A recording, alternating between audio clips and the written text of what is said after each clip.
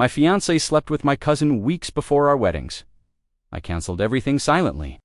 What happened next left her family stunned and ashamed. I'm a 28-year-old guy, and for the longest time I thought my life was finally settling into something beautiful. After years of failed relationships, heartbreak, and late nights wondering if I'd ever find someone who genuinely loved me, I met Emily. She wasn't just my girlfriend, she was my peace. My best friend, my reason to believe that maybe good people still existed. We met at a friend's barbecue, and within weeks, I was hooked on her laugh. The way she listened when I spoke and how she made every little thing feel important. A year later, I proposed to her on the same pier where we first said, "I love you." She cried, said yes, and wrapped her arms around me like she never wanted to let go. Those next few months felt like a dream, picking out venues, tasting cakes, arguing over flower colors, but laughing it all off. I'd never been more sure about anything in my life. Every morning she'd kiss me goodbye before work, and every night we'd fall asleep planning our future. But somewhere between picking the wedding playlist and finalizing the guest list, something shifted. Emily started pulling away in big ways, but in quiet, almost invisible ones. She was tired more often, less affectionate, always busy with planning stuff. When I asked if everything was okay, she'd smile weakly and say, "Just stressed, babe. Weddings are chaos." I wanted to believe her, so I did. I pushed down that gut feeling, that small whisper that said something was off. I told myself love meant trust and that the best relationships survive doubt. So I ignored the signs, because I trusted her blindly, and that blind trust would soon destroy everything. I thought I knew about love. Emily fit perfectly into my world. At least, that's what I told myself. My family adored her, and she blended in effortlessly at every gathering. But there was one person she seemed to click with, a little too easily, my cousin. Jake. We grew up together, practically like brothers. But he'd always had that magnetic charm that could pull attention from anyone in the room. He was funny, confident, the kind of guy everyone loved instantly, and apparently, Emily was no exception. At first, I didn't think much of it. Jake was helping me with some wedding logistics, talking to the caterer, helping choose a playlist stand. Emily often texted him to coordinate things. But then I started noticing things that didn't sit right, little moments that lingered too long. Jokes shared between them that I didn't understand. A smile here, a soft laugh there, her hand brushing his arm when they were joking around. It was too subtle to call out without sounding paranoid. One evening, after dinner with my family, I saw them talking quietly in the kitchen. When I walked in, they both went silent, pretending to laugh about something random. Emily's cheeks flushed when she saw me, and Jake quickly changed the subject to football. "Everything okay?" I asked later as we drove home. "Yeah," she said, smiling faintly. Why wouldn't it be? I wanted to press, to ask what they'd been whispering about. But she leaned over, kissed my hand, and said, "You're overthinking, babe. You trust me, right?" I did. Or at least I wanted to, so I nodded, swallowed the unease, and told myself I was just being jealous. But something deep down, something cold and quiet had already begun to stir. The closer we got to the wedding, the more distant Emily became. It started with excuses. "I'm just tired. I've got so much to do. Can we talk later?" But those later conversations never happened. She spent hours scrolling through her phone, locking her screen the moment I glanced over. When I'd ask who she was texting, she'd roll her eyes and mumble something about the wedding planner or her maid of honor. I tried to be understanding. I told myself that wedding stress does strange things to people. Between payments, family drama, and decisions about decorations, maybe she was just overwhelmed. I offered to help more, to handle the florist, to call the vendors, but she insisted she had it all under control. "I've got this," she'd say, flashing that tired smile that no longer reached her eyes. One night, I walked into the living room and saw her sitting on the couch, phone in hand, smiling softly at her screen. When she noticed me, she quickly turned it face down. My chest tightened. "Who was that?" I asked gently. "No one," she said too quickly. "Just a friend." I wanted to believe her, but something about the way she said it didn't sound like Emily. Days turned into weeks, and the tension between us thickened. Friends started noticing, asking if we were okay. "You both seem off," one of them said, voice cautious. I laughed it off. pretending not to notice the truth sitting heavy in my gut. At night, I'd lie awake beside her, staring at the ceiling while she turned away from me. I wanted to reach for her too, fix whatever this was, but I didn't know how to fight something I couldn't name. I told myself things would settle down after the wedding. I didn't realize the real storm hadn't even begun.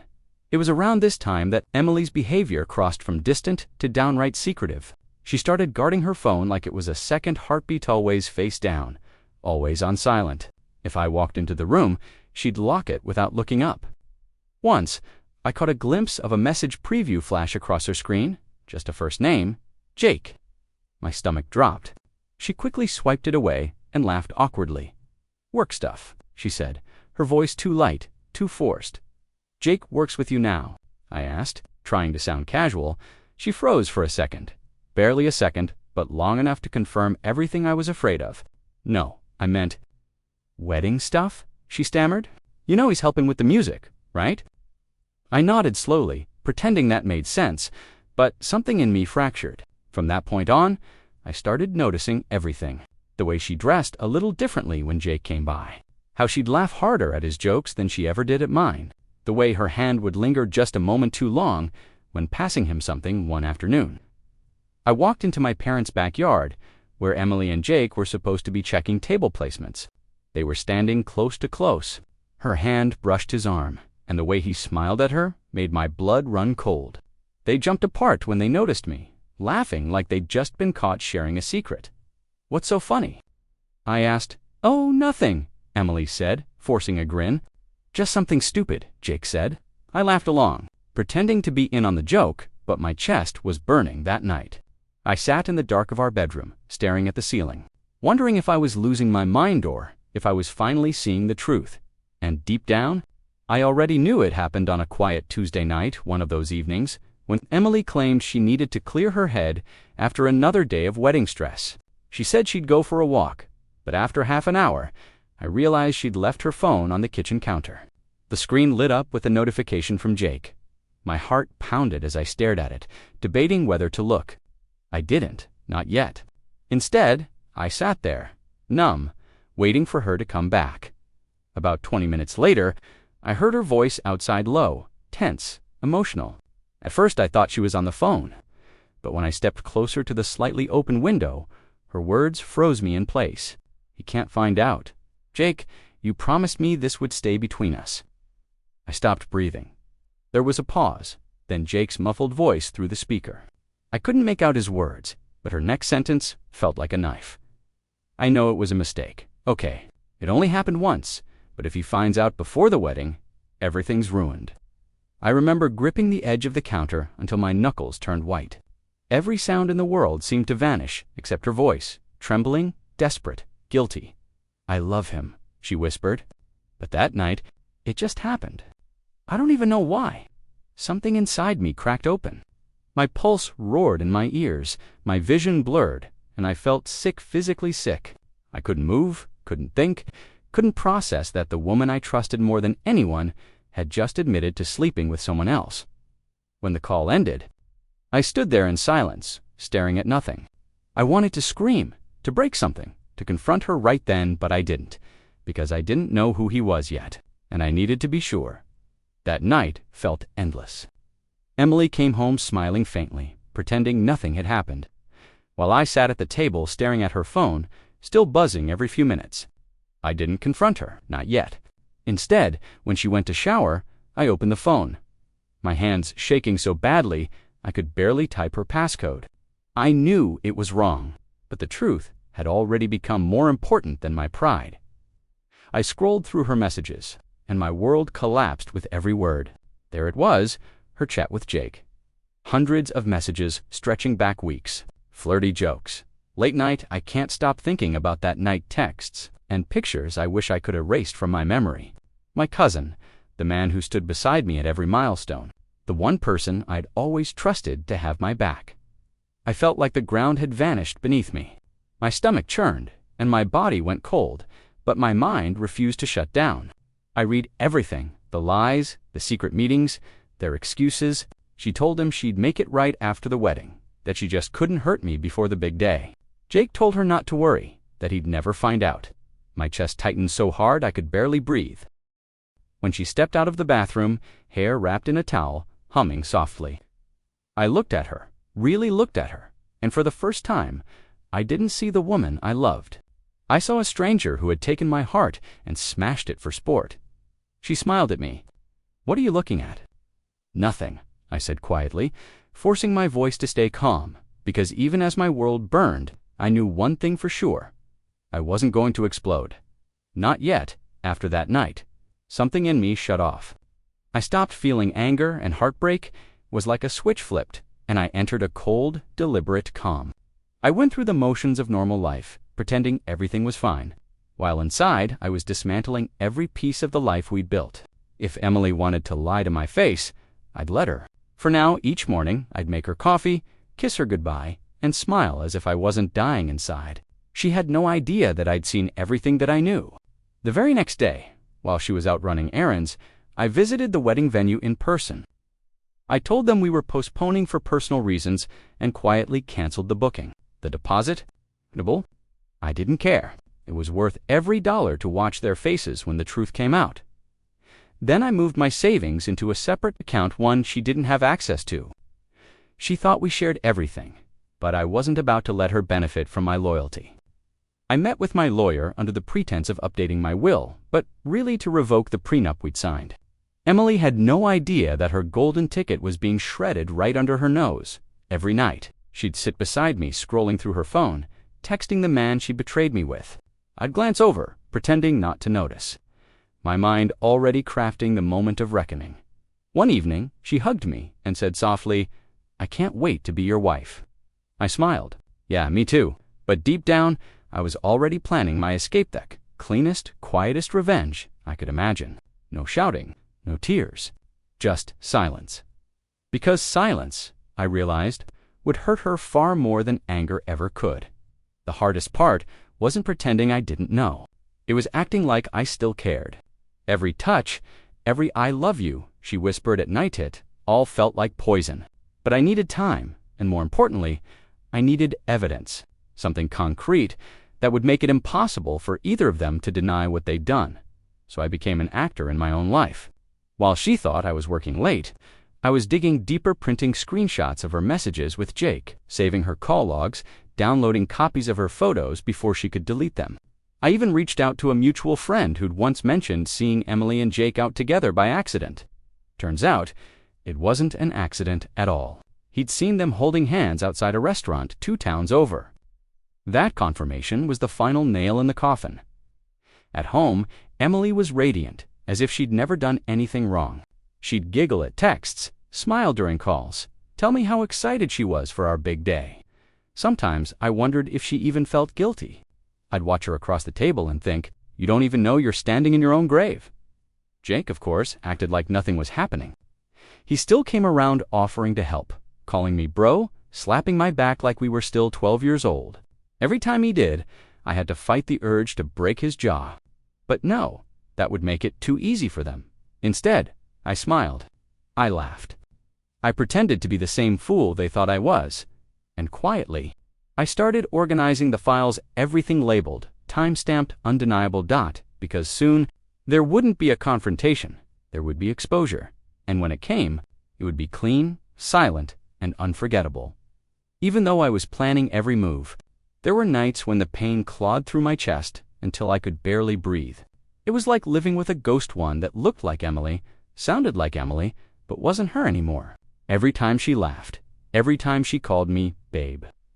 I had to remind myself that the person saying those words had already chosen someone else. One night, I couldn't sleep. I sat alone in the dark living room, staring at our framed engagement photo on the wall. We looked perfect, her head on my shoulder, her smile wide and genuine. I remember that day. I'd told her, "You're my forever." She'd whispered always. And now I knew always had an expiration date. My chest tightened. The anger I'd been suppressing finally broke through the calm. I grabbed the frame, threw it against the wall, and watched the glass shatter. My knees hit the floor. The silence afterward was deafening. I broke down completely ugly, raw sobs echoing through the room. I wanted to hate her, but I still loved her. And that was the cruelest part. I kept asking myself, why wasn't I enough? What did he have that I didn't? How could she betray everything we built for something so temporary? I sat there for hours, surrounded by broken glass and the ghosts of everything I'd lost. By dawn, I was empty, no tears left, just a strange, hollow calm. I realized that this was my rock-bottom knot, the betrayal itself. But what it had turned me into, a man quietly drowning in someone else's lies. But as the first light crept through the window, something changed. I wasn't broken anymore. I was done. And from that moment, I decided my silence would be my weapon. Once the tears dried, all that remained was precision. Cold, methodical precision. I woke up that morning knowing exactly what I needed to do, not out of rage, but out of clarity. If Emily and Jake wanted to play their little game in the dark, I'd end it in daylight. Quietly, completely. The next week, I made a list. Everything tied to the wedding, vendors, venues, florists, catering, deposits. One by one, I called each of them. I told them the wedding was off, that I'd handle all financial matters personally. Every cancellation email felt like lifting a brick off my chest. When the coordinator asked gently, "Is everything all right?" I smiled into the phone and said, "Better than ever." Then I visited the bank and emptied our joint account into my personal one, the one she didn't know existed. Every penny I had saved for our future was now mine again. I transferred my apartment lease to my name only and packed a few essentials into a storage unit across town. No traces, no warnings. Meanwhile, Emily was still talking about dress fittings and honeymoon itineraries. She was so deep in her illusion that she didn't even notice me drifting further away. Every "I love you," she said, sounded rehearsed, hollow. I responded with soft smiles, rehearsing my own kind of goodbye. The night before the announcement was supposed to go out, I printed everything, the messages, the photos, the call logs, and sealed them into a thick envelope. On the front, I wrote, "For everyone who deserves the truth." The next morning, I mailed it to both our families and dropped my house key on the counter. No notes. No confrontation. No noise. Just silence. Because silence, I realized, would echo longer than any scream ever could. I was already gone when the first phone call came in. I'd checked into a small Airbnb a few towns over. Nothing fancy, just quiet. The kind of place where no one knew my name. My phone buzzed nonstop that morning, lighting up the table like a warning flare. I didn't answer. I didn't have to. I knew exactly what they were seeing. My parents, her parents, my cousins, all of them had just opened those envelopes. Inside, every screenshot, every message, every timestamp, the truth in black and white. There was no explanation she could give, no way to twist the story. The silence I'd given her had turned into her loudest punishment. By noon, my phone was blowing up with frantic calls. Emily's mother, her sister, even Jake. I ignored them all. Then came the texts, desperate, broken, full of disbelief. Emily, please, we need to talk. Jake, you didn't have to do this, man. Emily, I made a mistake, but we can fix it. Please come home. Home. The word made me laugh bitterly. There was no home left, just ashes. Later that afternoon, my dad called. Against my better judgment, I picked up. His voice was quiet, steady, but heavy. "Son," he said, "I saw everything. I don't even know what to say. I'm proud of how you handled it." I didn't respond. My throat was tight. Then came the final blow, a voicemail from Emily, her voice trembling through tears. "You humiliated me," she whispered. "My parents won't even look at me. Jake's girlfriend left him. Everyone knows. Why would you do this to me?" I listened once, then deleted it, because she still didn't get it. I didn't destroy her. She did that all on her own. Weeks passed before the noise finally died down. The calls stopped. The messages faded. What was left behind was silence, the kind that used to suffocate me but now felt peaceful. For the first time in months, I could breathe without my chest tightening. I wasn't waiting for her to come home or for my phone to light up with another lie. The chaos was over. I found out through a mutual friend that Emily moved back in with her parents after the fallout. Word spread quickly. Everyone knew what she'd done. Her family, who once bragged about our perfect relationship, couldn't even meet my eyes when I saw them in town. Jake lost his girlfriend, his job at my uncle's firm, and whatever shred of pride he had left. The same people who used to admire him now avoided him like a bad memory. As for me, I didn't seek revenge anymore because I'd already won. Not in a triumphant cinematic way, but in a quiet one. I reclaimed my peace. I started going to therapy, working out, reconnecting with friends I'd pushed away during my relationship. My life started feeling like mine again, not something I had to share with people who saw me as disposable. One evening, I drove to the pier where I'd proposed to her, the same place I thought my life was beginning. I stood there watching the water ripple in the setting sun, and realized something. Closure doesn't always come from answers or apologies. Sometimes it comes from silence, from choosing not to fight for people who never fought for you. Emily once told me, love means never giving up on someone. But now, I know real love means not giving up on yourself, and that's exactly what I did.